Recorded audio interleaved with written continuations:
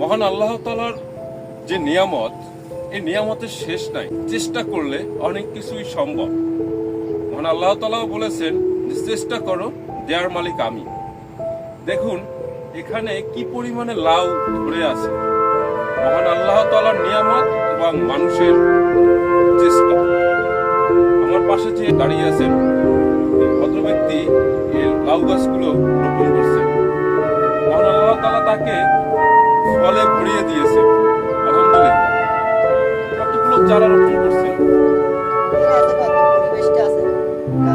যেভাবে টোল দিয়ে রাখছেন, মানে পুরো এরিয়াটা জুড়েই হচ্ছে শুধু লাউ আর লাউ। মহান আল্লাহ তাআলা দেয়ার মালিক। আল্লাহ দিলে ভান্ডারে অভাব নেই। Like, comment, share. Please visit Facebook, YouTube, Instagram, Twitter, LinkedIn, Tumblr. Thank you everyone.